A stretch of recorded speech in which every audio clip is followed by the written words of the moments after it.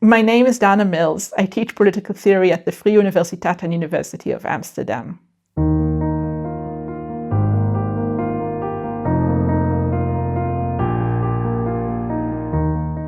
Welcome to my ex.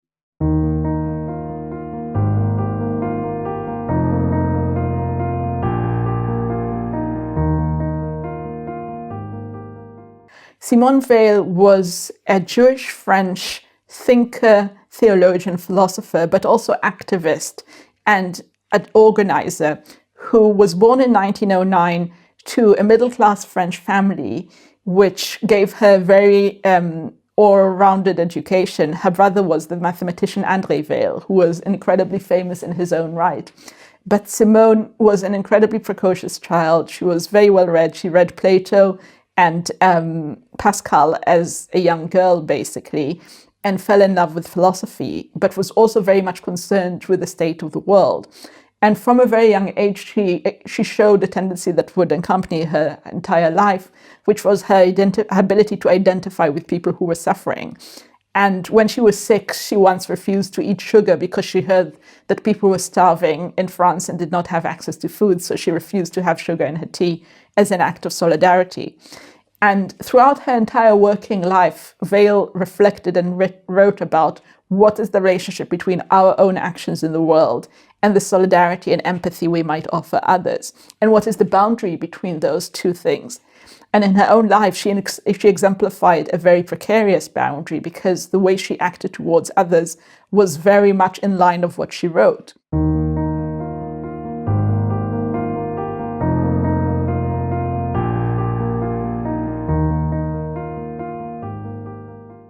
Simone Weil wrote a lot about social justice, but she specifically thought about what are we indebted to one another. So instead of talking about rights, as a French thinker, she was very much a product of a right-based discourse. But she didn't think in terms of rights because she thought that would really reduce our commitment to each other, because we'd only think about what we deserve rather than what we owe each other and how we are all indebted to each other. And so she tried to write a declaration of people's duties. No right has existence in the world without a duty that corresponds to it. If I have a right to something, someone has a duty towards me. And so Simone Weil tried to shift the focus to duties and to how we are all obligated to serve justice to each other and to ensure that no one is oppressed and no one is unequal. And her own understanding of oppression was very different to many in her time, because she didn't see it as something that can be individually claimed and can rest on an individual experience of suffering, but rather something that we must all encounter as a human race together, and by which, if one person is oppressed, then everyone is implicated in that oppression. So she really shifted the focus to our debt and our responsibility to each other rather than what we might deserve from the state or the workers' movement or any other organization in which we might be part.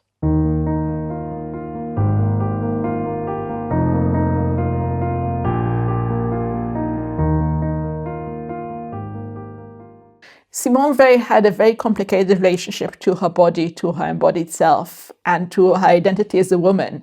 She never felt comfortable with being a woman, nor with her sexual being as a woman. And she also had a complicated relationship with food. She often denied food from herself when she felt other people were hungry. And indeed, her untimely death at the age of 34 in 1943 was brought about either by starving herself or by exacerbating an illness that she had acquired throughout the war by not eating. And I think Simone Weil really speaks to a central question, which is, are we entitled to be happy and to be immersed in our bodies and to celebrate eating when other people are hungry in the world?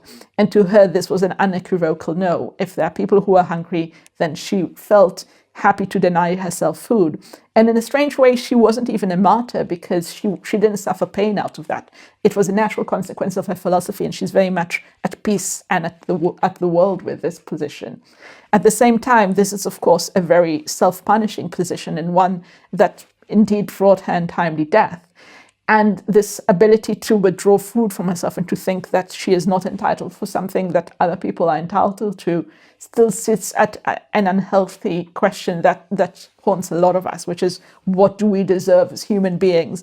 What is our responsibility? Should we withdraw some very elemental things from ourselves because we know other people don't have them?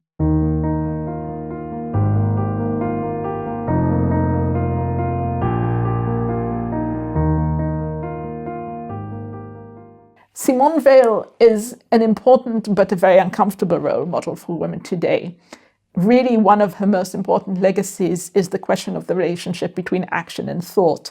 In what way do we have to live through the actions that we write about and the things that we believe in? Should we all, if we write about strife elsewhere, leave our lives and go and live that life in order to understand it from the ground up?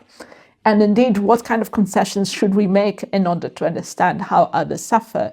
Should we all go through various processes of hunger and torture in order to understand really what human beings go through that? I think she really teaches us an important lesson about empathy and how we must always be attentive to injustice in the world. But at the same time, her tragic and very untimely death teaches us that we mustn't completely evacuate ourselves in the way that she did, and understand that you can still be empathetic and still live a very dedicated life that is full of integrity without really denying our own humanity, which is what she eventually did for herself.